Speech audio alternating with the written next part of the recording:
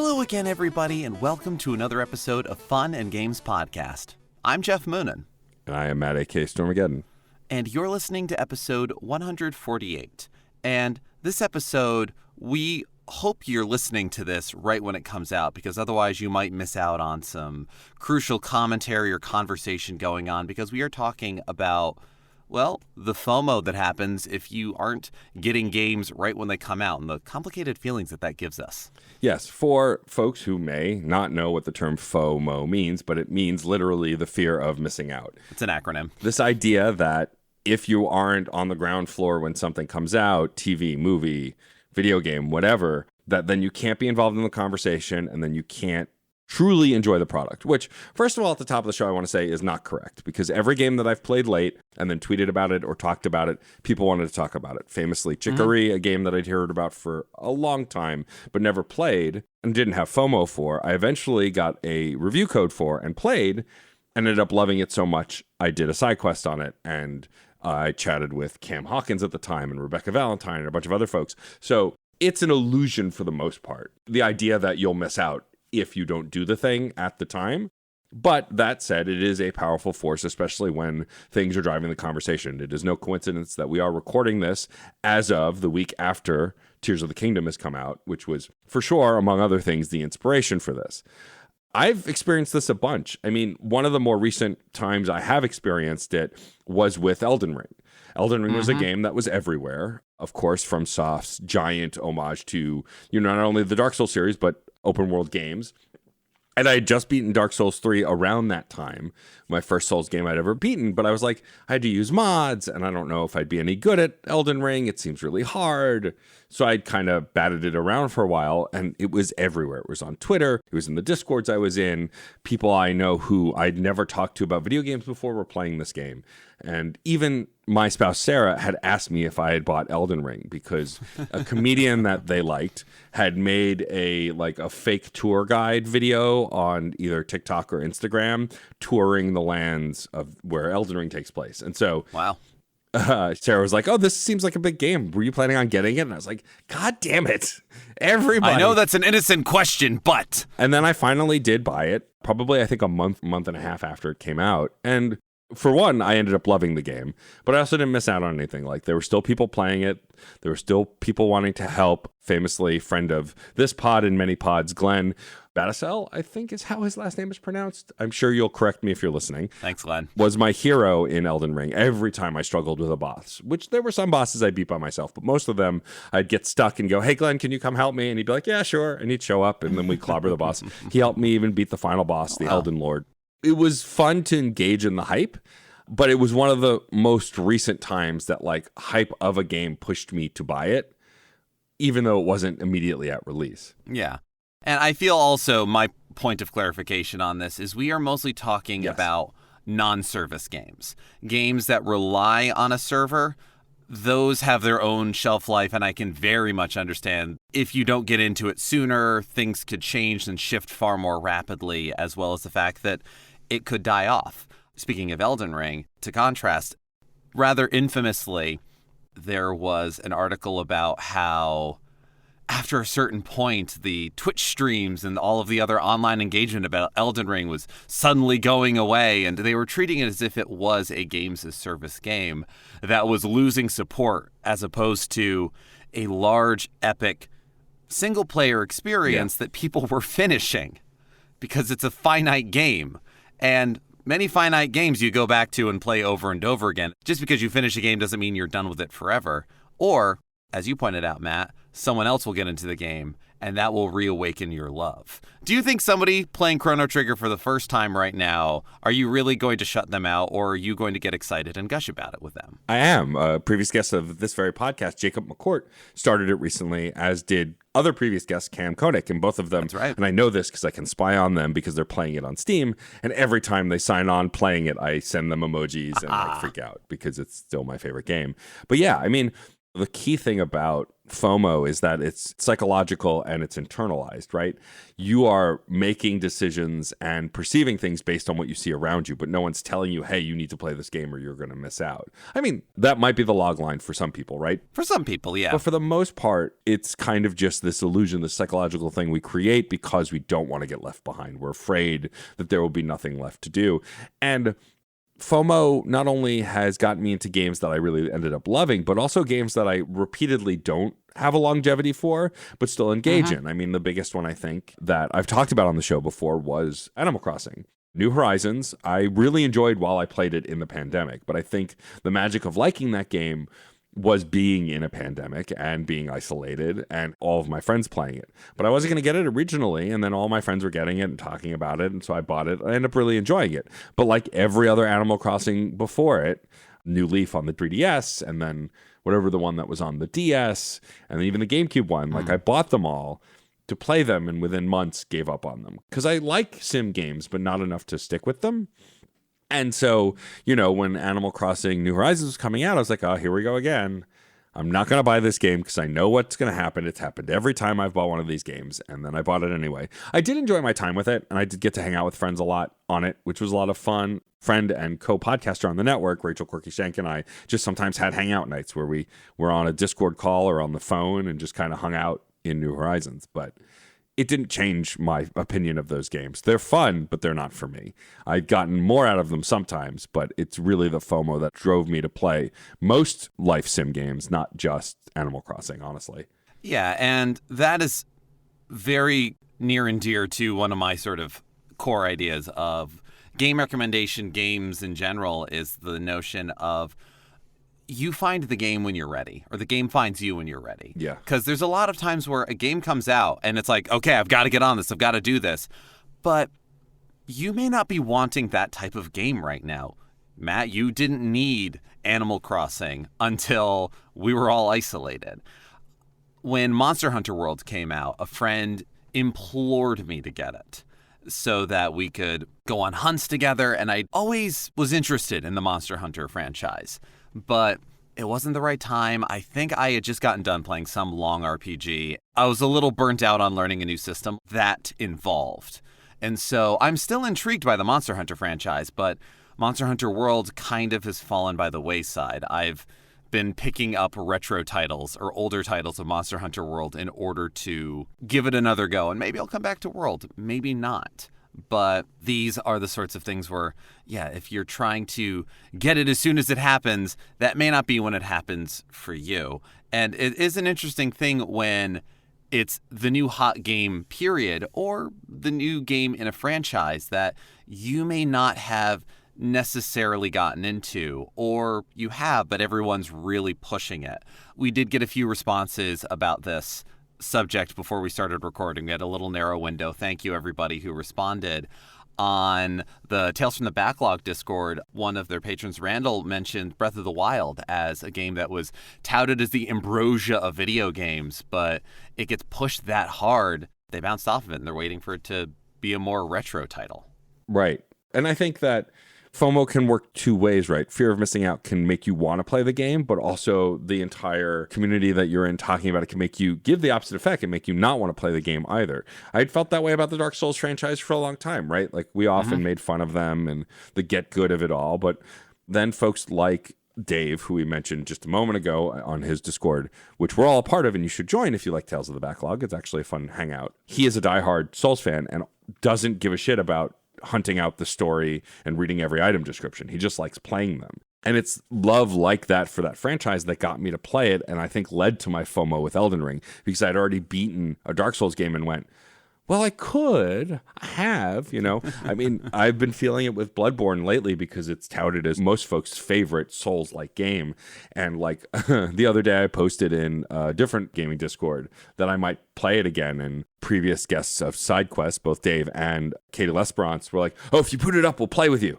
And this is not a new game, but they're like, if I boot it up, they join in on it. So like, it's even more of an example of not missing out on FOMO is like Bloodborne, which came out a while ago and long time ago, rumored to have a PC port coming, but still hasn't yet, is one of those games that people will still play with you, even if its time has passed. And I think for me, at least, that's where a lot of FOMO comes from, is like missing out on the hype. You mentioned Monster Hunter. Like, I love the Monster Hunter games, but they are multiplayer games for me. I'll play them on my own, but I like playing them with other people. And like, I played Monster Hunter Rise when it first came out. I played a lot with a bunch of different friends of mine and really enjoyed it. But once folks finished it, either because they were done guiding it or they were moving on to another game, I played it less, or something else came out. And Monster Hunter World was the same. Like, I think I beat Monster Hunter World. I was playing with a bunch of friends on that one.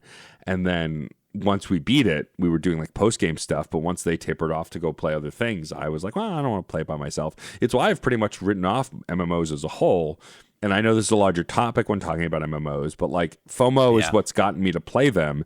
But also when I lean into that FOMO about a certain MMO, often I will lose interest very quickly if I'm not engaged in the community. And even more so, the more relevant point is I don't have time for MMOs in the same way. Like, I'm already starting to feel the FOMO of Tears of the Kingdom, and I'm playing it currently. But because so many of my friends were reviewing it, Nintendo was actually really generous and gave a longer lead window from what I've heard with this game. Mm-hmm. You know, Kyle Hilliard from Game Informer, a podcast I edit, and that's why I know these details, had it for a week and finished it before they recorded the episode the week of to talk about it. And he, of course, didn't talk much spoilers, so if you don't want to hear some in-depth stuff, you can go over to their episode from a few weeks back when it came out. But the fact that he finished this massive game before it even officially released was impressive to me.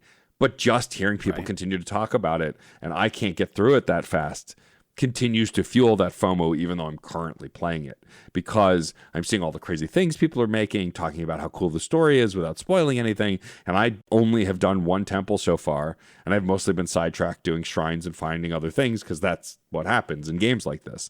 And I get worried that if I don't make the time to play it, I'm going to miss out on something, which is broadly just not true. Because you, Geoff, haven't even started it yet, so you'll probably be coming back to me once you get to start it in, let's say, the next month or so. Yeah, that sounds about right. All the same, it's like, I don't think I've ever had an experience where in a Discord with like-minded folks, if I post that I'm finally getting around to a certain game, nobody says anything. Oh, someone will always have something to say if it's a game that they liked, right? Like, oh, I'm so glad you're finally playing that. Here's this thing. That cool thing happens. I love this thing, right? It helps shatter the illusion that if you don't play a game as soon as it comes out, or as soon as it's the hype that it is, that you won't understand or be able to enjoy it as much. Yeah, because we're talking about FOMO, about a new game coming out very much. We're being very down on it, if only because of the fact that this is how we prevent ourselves from spending $60, $70 often and all the time on every hot new thing that comes out. One must be discerning. Discretion is advised. But there are community benefits to getting on whatever the train is, depending on what you need or who you are. And there is a certain amount of wanting to be part of what the evolving thought process on the game is. You want to get to form your own take on the game before we get to that point where what everybody, quote unquote, knows about the game one way or the other. Right. And that's a version of avoiding spoilers about the game. And not even necessarily story, but gameplay, or little touches or discoveries within the game, or choice of how you feel about the game, because you will build memory and association with your first time with whatever the game is. Some of my favorite games I associate with whose basement did I play it in when I was a kid? Where did I first get it? What was the thing that caught me about it? And that's something that's evoked when someone else comes to the game later.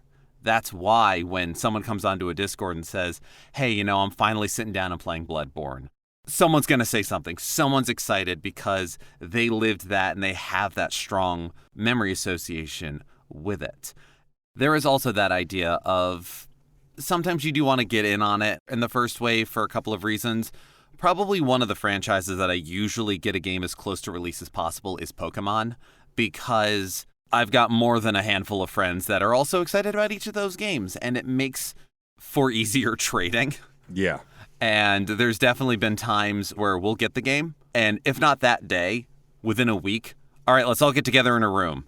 Let's trade some starters. Let's do some trade evolutions. How are you doing? What are you doing? What's your idea? And especially because a couple of those friends also like having their own kind of role play version of their avatar in each game. It's kind of like, oh, what sort of party are you making? What's forming up? Let me help you with that. Help me with that. Very cool. Because, yeah, Tears of the Kingdom came out less than a week ago, and I'm letting Sarah play it first. This is for the best for all of us. And one of those friends was over this weekend, and we started playing Pokemon Violet together. And I am now back on a tear of all kinds of weird, like, IV training and ridiculousness. I played through the game. I got the game when it first came out. I loved it. I'm looking forward to the DLC, and I'm so shocked that I'm saying that. But I am. But part of that was also hanging out with a friend and getting to trade some Pokemon back and forth, helping him with some trade evolutions. He sent me over a couple of random things that he found that were like, I'd release this, but I think Geoff wants this. And he was right. And so I'm spending a little bit of time getting a slow burn, a second wave on that game, which is also something that a lot of games can have. If we're talking about FOMO, if we're talking about finding the game at the right time, like pop songs that annoy the crap out of you when they're first out, when they're on everything, when they're in every advertisement, when they're on the radio constantly, whatever it is, back when we listened to more radio, we can enjoy them at our own leisure now. If you were annoyed by The Cake is a Lie in Portal forever and ever and ever, you can play it for the first time now, and I think you'll get plenty of people that are only too excited for you to be a part of the community now. For sure. I mean, Call Me Maybe is a bop, and at the time it came out, it was everywhere obnoxiously. Now I can just jam out to that song and keep talking about how the violins are perfect. The strings are perfect. They are. No notes. Yeah. Except from the violins.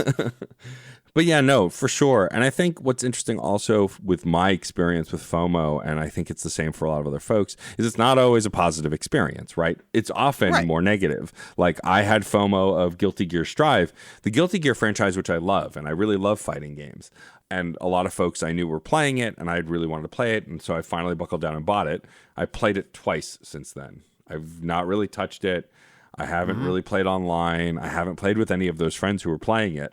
And so I think FOMO can also be a motivator to buy stuff, but can lead to disappointment if you're like, oh, I have to buy this game to play with the people who are playing it now. Multiplayer games especially, I think, the experience is hurt by FOMO, because then once you get it, if you're buying it to play with those people and they've moved on to another thing, you won't get to play it. Like, I'm very excited for Street Fighter 6. I got to play it at PAX East. I stood up at least one round against Ken Shepard, so I will take it, as everyone else got dominated, so I considered that a victory alone.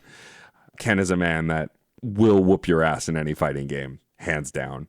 The more annoying part is that he usually only has one character that he's good with, but he has no problem only picking that character for the rest of time. See Green Arrow in either Injustice game. But playing it at PAX East, there was a little bit of FOMO of worrying about in June not being able to play with my friends. But once I got my hands on it at PAX East, I was like, oh no, this is a tight, good-feeling fighting game that I would play on my own, that has a campaign mode, that, like, I think now it's dissuaded the FOMO because I'm actually eagerly just anticipating the game like any other game. And I think it's easy to get wrapped up in that, buying a game for other people and not yourself, which is, I think, at the root of what's the biggest problem with FOMO, right? Is you dislike this game, but you want to be a part of the crowd, so you're going to go buy it. Yeah. Like, I think that's where I've always been hurt the most, because then you buy the game that everyone's talking about how great it is, that you don't like, you play it, and you find you don't like it, and then that's it. I think it's more damaging than it is good. It can lead you to discover games that you might not have loved, like my Elden Ring story. But I think, for me at least, more often than not, giving into FOMO for a franchise I know I don't like often leads to me just continuing to not like it, even when I spend the money on it. Yeah, it evokes for me the feeling of, there are books that we had to read in school that I'm sure I would have loved if I didn't have to read them in school. Right. Any of those sort of required reading ideas. And there is also, to counterbalance this, I suppose, that idea of, oh man, all these great reviews are coming out for this game. Why? Is it because there's just a really good marketing campaign? Is it a game that's for me? Right. And people have different relationships with that. To look at some listener responses on Twitter, OMG More James talked about playing God of War Ragnarok. Yes. They didn't love the first one. And playing the second one helped them appreciate the appeal, even if it wasn't necessarily his thing to play, which is nice. But our other Twitter response from Scott Gibby talked about The Last of Us, which is one of those that's had an interesting sort of FOMO cycle because the first one came out and everyone lost their mind. The second one came out and the remaster of the first one, everyone lost their mind. The show came out and everyone lost. And there's all of these different get on it now, get on it now, get on it now. The Last of Us. Oh my God. The Last of Us. I've never played The Last of Us. I haven't. And it almost feels like an obstinate point of pride now. It's not a point of pride. I'll probably come around to it eventually. Right. But for Scott Gibby, they came back to it as a PlayStation hit, but hated the combat and stopped playing about halfway through.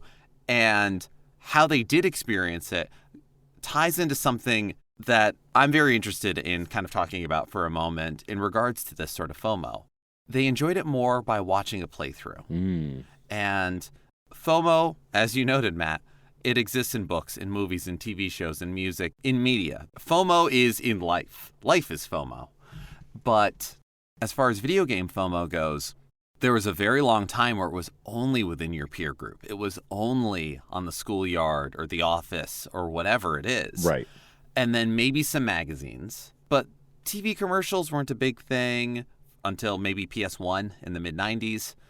And what the advertising machine eventually became, we were talking about box art not that long ago, a few episodes ago. Right. And how that has sort of evolved into trailers. And so now there's trailers, and there is this news cycle that hypes up the game so very much. And one of the reasons why the article about Elden Ring sort of treated it like a games as service game. And oh my God, interest is falling off because when games come out, Twitch streamers and other content creators are compelled to create the content about it. Whether that is game reviewers to get the scores out to people so that they choose whether or not to buy the game, whether that is Twitch streamers trying to get eyeballs on the stream so that they're playing the hot new thing. You're not spending $69.99 on Tears of the Kingdom. You can still experience the new Legend of Zelda game by watching my stream. Yeah. And it can be good for people who may not enjoy playing the game but want to be part of the experience. Again, that's one where, you know what? As I'm thinking this out as I say it, is it a good thing? Is it a bad thing? It's where it has evolved to these days. Yeah, and I think ultimately if you don't care about spoilers or you don't know mechanically if you'll enjoy the game, watching someone stream it is a great way to avoid FOMO, right?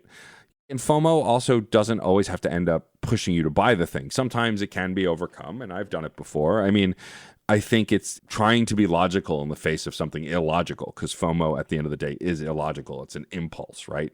Like impulse purchasing. Like I almost bought the Resident Evil 4 remake. I loved Resident Evil 4. I played it on Steam for the first time on PC a few years ago. I hadn't played it before. It's become my favorite Resident Evil, which is not that hard because most of them are too scary for me.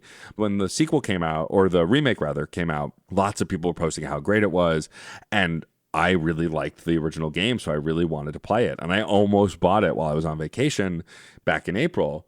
But then I didn't because I realized, wait, Jedi Survivor's coming out. I'm about to get the new Coffee Talk, and then Tears of the Kingdom is next month. When am I going to play this game?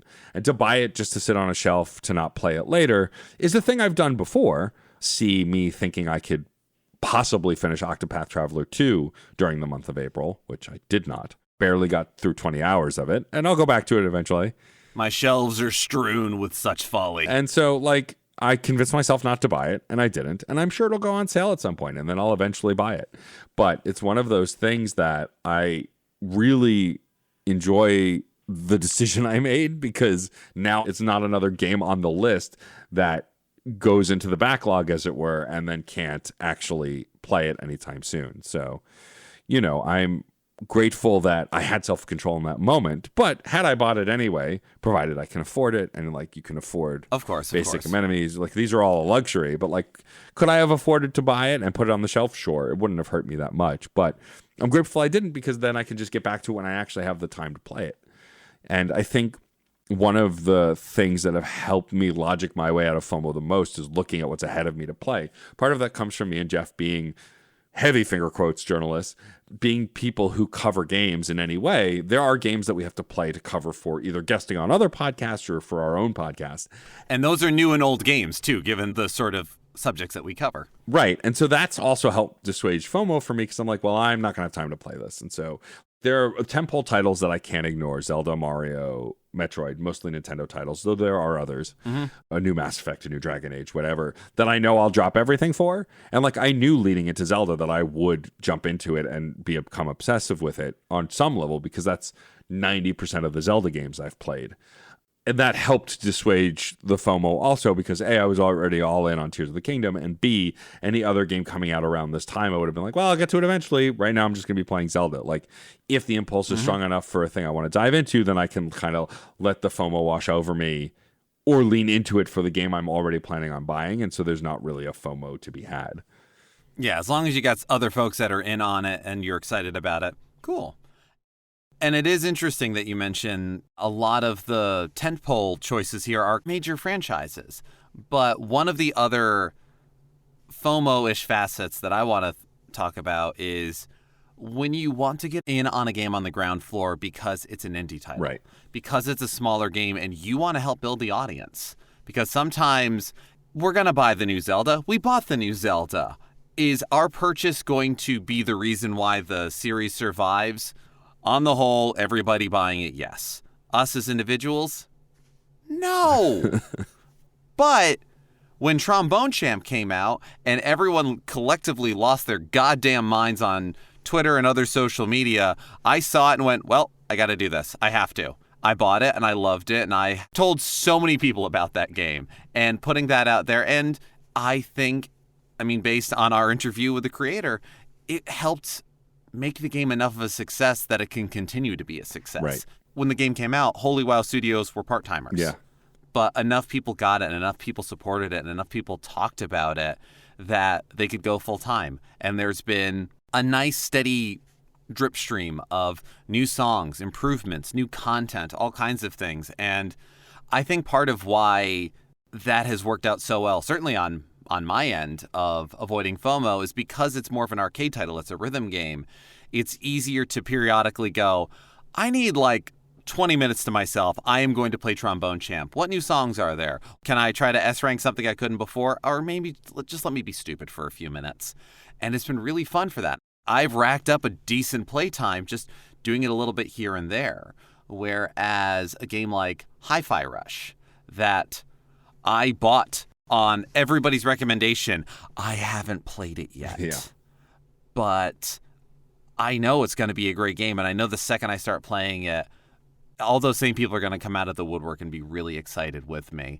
I know Dave Jackson from Tales from the Backlog mentioned Hi-Fi Rush as one of those that everyone was like, oh my God, it's great, you should get it. He got it, loved it. And that's also just as good. And there's plenty of those games. And again, more to how we tend to do things on this show, Matt, those smaller games where it's like, all right, I'm going to get this when it comes out so that they get those numbers, so they get that kind of thing. And however much we are or are not actually contributing, that is also a strong motivating factor. Sure. I do have a little bit of a sense of FOMO, having experienced Shovel Knight so late, thanks to you, and loving all of it. And then when they launched the Kickstarter campaign for Mina, I went, well, I know they're mostly using it as a community builder. Like, yes, the direct money will help with development, of course, but it's mostly a way to keep people updated. And I was like, oh, maybe I should join the campaign. I don't know if I will. And then after I didn't, and then, of course, the campaign closed, they stopped taking submissions, I got a sense of FOMO. I'm like, I could have been on the ground level with this successor to Shovel Knight. It's by a different lead developer, but it's the same studio and it's their next tentpole game. And I missed out on that. And so like when Romancevania announced that they were doing something like that, I jumped in on the ground floor. I did the same for the Shadows of Adam's creator, who are working on Quartet now. And like, it's been great to get those updates because I follow the indie scene enough and we are friendly enough with enough people in the indie scene that you can get FOMO seeing those updates and not actually being a part of that community. I'm so glad that I backed Anton Blast. And while I don't always check in on the community because there's a lot going on and they constantly have updates, I'm glad to be there so I can dig through the updates and see what's going on, because as a Wario Land fan, like, I'm just really excited to play this game whenever it comes out. And now I don't have to worry about missing it. Like when Romancevania finally got its release date announcement, I realized, oh my God, it's coming out a few weeks from now or a month from now, whenever it was. And I was like, oh, cool, I can play this game now. Like, I didn't even expect it to be coming out that soon. And so like, that kind of surprise also helps avoid the FOMO later for me. If it's a game I'm really interested in, I backed it on the ground level, and then when it comes out, I'll just have it. I get it. Whatever version that I supported, I will then just have. It helps. It does help, especially since I wasn't really a Kickstarter person in previous years, but as I've seen how indie games utilize it, mostly to success, use it well, it's been a great way to lock in on these. Like, again, I played Shadows of Adam because we had met Tyler at MagFest and he was lovely, and then ended up seeing him again online and chatting with him and realizing, oh, you're the composer and one of the developers for this game.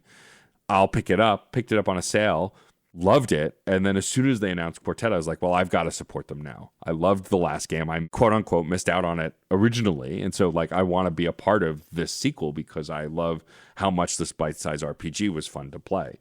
Yeah, and it can be a little difficult going back to older games, if only because the uniqueness of their experience might have been evolved on and iterated upon, but not always and not necessarily. But yeah, supporting indie games almost feels like supporting a friend's band. Yes. Like, I'm going to go to the show, I'm going to buy the t-shirt, I'm enjoying myself. Are they my favorite band? No, but I really like them, and I want more people to listen to them because I know they're going to be other people's favorite band. We don't need to talk about the latest Carly Rae Jepsen. Well, we should talk about the latest Carly Rae Jepsen, but there's larger major label music artists where you don't necessarily feel like you need to shake people and go, oh my God, have you listened to this? Right. I mean, if you're excited about it, yes, but you don't feel the same need to spread the word. Yeah. And I mean, given that we're two idiots with a video game podcast, we are compelled to spread the word. So I will say that is a big motivating factor for me. For sure. And again, I think that ultimately this episode serves as a tool to hopefully avoid FOMO. But the reality is we are peanut-sized brained human mammals who sometimes give in to our impulses. And at the end of the day, shiny can sometimes take over literally anything else. Like I was talking about this earlier, like Tears of the Kingdom, I am falling into the same patterns I fell into with Breath of the Wild. I'm going to go on this quest. I'm going to go to this thing. I'm going to go to this thing. I'm going to go, a shrine. No, I'm going to go to this thing. I'm going to, a Korok. They designed it that way. And like I could have easily all of this year just been zeroing in on Final Fantasy 16 and on Tears of the Kingdom, but there was so much else coming out along the way, things that I'm grateful for. Like there was no FOMO on Hi-Fi Rush because everyone told me it was literally a game made for me and I played it pretty immediately, but I didn't anticipate playing that. But am I going to anticipate a sequel to Hi-Fi Rush if and when we ever get one? You can bet your ass. But again, there won't be any FOMO because I've played the original and I know I'm getting. I think FOMO lives in this nebulous area where we're not sure how we feel about a game, right? You're not sure. Persona 5 is a good example of like a game that I played around-ish release. A friend of mine sent me his copy in the mail because he was done with it. Played it for a few hours, decided it wasn't for me, and abandoned it. And then when the Nintendo Switch version was coming out, champion of all things Persona and Danganronpa, Ken Shepard was really excited. And like, I started to get FOMO. And I was like, you know what? I'm at a Best Buy. Fuck it. I'm just going to buy it. Mm-hmm. And then I ended up falling in love with the game. I still am very much enjoying it and look forward to getting back to it sometime this summer when there's no more games. Just no games ever again. No games. Please. If they stopped making games right now, I think it would still take me at least the better part of 50 years to get through my backlog, probably. Oh, hard same, but they keep making more, and they're good games. They are. But like, I'm so glad that I gave into my FOMO in that moment because I ended up really enjoying the game. So I think at the end of the day, FOMO kind of is a double-edged sword, right? Like, psychologically, it can be kind of torturous if you push against it, but also leaning into it could be financially devastating. And I think it's just kind of understanding. It's why I'm so grateful for shows like ours and other shows that like go really in depth into games and do like non-spoiler and then spoiler conversations, because then you can listen to those podcasts and be like, oh, okay, I understand the basic mechanics and the basic narrative premise of this game. Maybe I will really buy it. But also, if you want to avoid the FOMO completely, you can listen past the spoiler wall. It might destroy any need that you need to play the game and be like, all right, I got what I wanted out of experiencing this game through the love and adoration of other people, or, hate if it's a bad game. And right. I think that can also be a powerful tool. Writers, articles, though there are less of those with every passing day. Yeah, as more outlets shut down. But video games coverage, I think, is a great way to assuage FOMO as well, because for me, it's allowed me to listen to people whose opinions I respect, whether I agree with them or not, talk about a thing, and then I can go, oh, maybe I should check out that thing too. Yeah, I think it's a difference between cultural FOMO and community FOMO, where there are some games, some experiences that you almost feel like you have to have them one way or another because everything around you feels like it permeates your everyday. Whereas also there's community FOMO, where whether that's a friend group or that's a Discord server or that is just a group of people that you want to enjoy it with them, or they seem to be really enjoying it. Maybe I should give it another try. There's plenty of games that I come back to later that were a big deal or heavily hyped up that I enjoyed it a lot more because of the people with whom I was playing it. And look, gaming draws in a lot of people with ADD and ADHD. Yeah. Hi there. Yes. And let me bring a moment of my therapy to y'all. The idea of when you try to create a system of organization, if you're handed something, you're never going to follow it. If you are told to do it, I'm certainly have a little bit of opposition. Yeah. But if I have some skin in the game, if I have some aspect in the creation of whatever that organizational system is, it won't last forever because, again, ADHD, but this is okay. You accept this, you move on. But it lasts longer. And so if I sit down and play The Last of Us because everybody's playing The Last of Us and, oh God, the new show's coming out, that is not an ideal way for me to get into that game. But if a friend played it and really liked it, or much like you, Matt, I was also somebody that was told, Hi-Fi Rush was made for you. Do it. Yeah. When I do sit down and play it, I feel very good about getting into it and going through with it. And there's been plenty of games like that, whether I see people talking about it and I'm intrigued, or that personal recommendation from somebody that knows you or somebody that understands at least this is what you could be into. It doesn't always hit. None of these things are for certain, but I find the community FOMO to be a more positive one because it encourages you to engage with the people around you. Yeah, I agree. I mean, I think Side Quests as a show is a one-person mission, not only to just share a love of games, which was the original inception of the show, and I never get tired of saying, but it is also a one warrior's quest to dissuade FOMO in the best way, right? Like, people get to share their personal stories about these games. And I know for me, at least, if someone is personally connected or invested in a game, whether it's a friend or a stranger who's just sharing a personal story, I am way more likely to play that game than just reading a review from someone I don't know. Reviews like that can help, but like what I've loved about side quests up until this point, and we're well into the 200s at this point, is like so many different stories about games that I love or games that I've never even heard of that I've then gone to find and play. And I think that ultimately being a part of a tight-knit community is the best use of weaponized FOMO as far as just like, all right, let's do this thing together, right? I love the Pokemon franchise. Both of you and I, our episodes have aired on the Champion's Path, which was great. Great podcast by previous guest Maddie Limerick. We're just plugging everybody today. Community. But it's community, right? We both talked about how we've loved Pokemon since we were kids, but there's something about playing it now with the accessibility and the communities we've built around us that make it more fun. Like talking about the raids that you and I and Alex were doing, where we weren't even in voice chat. We were just coordinating and doing the thing. Made that game way more fun. That, you know, if there was a night where you and Alex messaged and said, hey, you want to do it? I'm like, oh, shoot, I can't.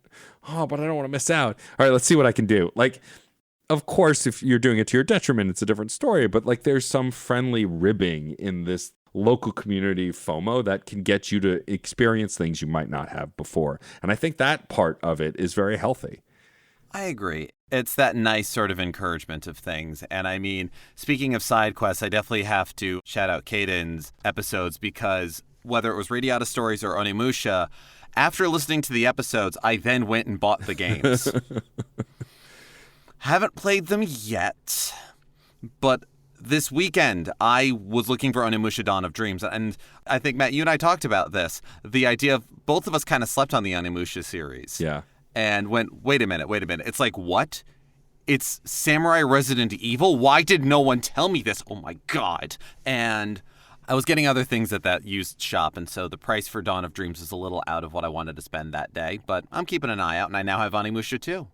And that is something where I don't feel like I'm going to regret that purchase. That's going back, and that is something where when I start playing them, I'll think of somebody in the community who recommended it. Yeah. And that side quest episode and how excited I felt about it.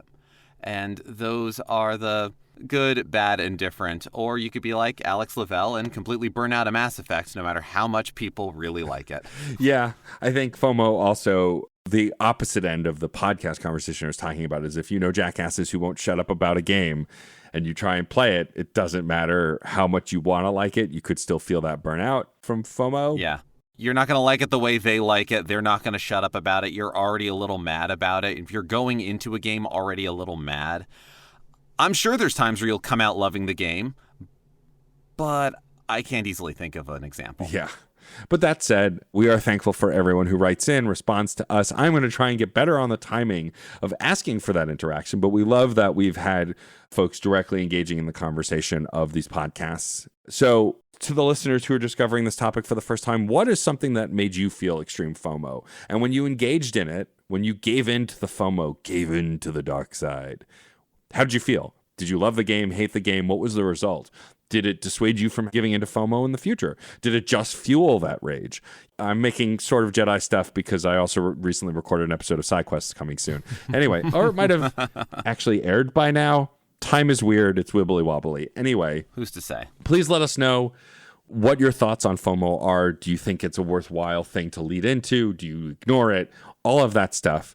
Geoff, I'm sure there's tons of places where they can tell us about that stuff and answer these questions. Absolutely. Yeah. Let us know your best discovery of engaging with FOMO, your worst discovery of engaging in FOMO. When did you get somebody else to play the game because you're like, no, you're missing out, man. Come on. No, you're missing out. Play the game. When did that work out for you? Because come on, we do love giving recommendations. That's a general community we love giving recommendations. And isn't it so good when people enjoy them? It's not just play them, enjoys them. We want to hear about all of those. Yeah, you can find us on Twitter and Instagram at Fun and Games Pod. You can email us at funandgamespod@gmail.com. You can let us know what you thought of this episode, previous episodes, what you'd like us to talk about in future episodes, what guests you'd like us to have on, what games you'd like to hear us talk about. You can also go to certainpov.com and find not only a permanent invite link to our Discord server, but links to other fantastic Certain POV shows. When Matt puts up these questions sort of wanting to know your answers beforehand so that we can talk about them here, it's going to be on Twitter. It's going to be on Discord. You can also check us out, see what we're up to, and maybe support us in a different way if you are inclined and able to on our Patreon at patreon.com/funandgamespod. You can find the feed of everything going on there. You can reach out to us potentially more directly if you'd like to. And you can even help us out in growing the show, in evolving how we cover things and what we can do, and even find yourself up on the high scoreboard. And today on the high scoreboard, we'd like to shout out Alex Lavelle, Case Aiken, Daniel Needon, Alejandro Alves, Film It Yourself, Patrick Edwards, Rob Tremarco, Robert Proyne, and Sean Bowen.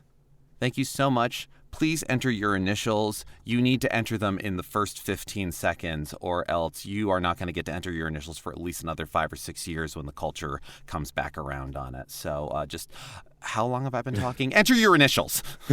Yeah, the Patreon is definitely the best way and most direct way to interact with us. We are constantly thinking of ways to evolve it and create new, specific, and unique content for the Patreon. And I would hate for y'all to miss out on it, but really helping us at any level, whether it's the shout out level or anything below, really, really helps us out. We are working to grow the show. The fact that, and I've said this before, I got a review code for Jedi Survivor was because of how we've grown this community and how people have viewed us and the work that we make. And all that you do, both financially or non-financially, helps to grow that.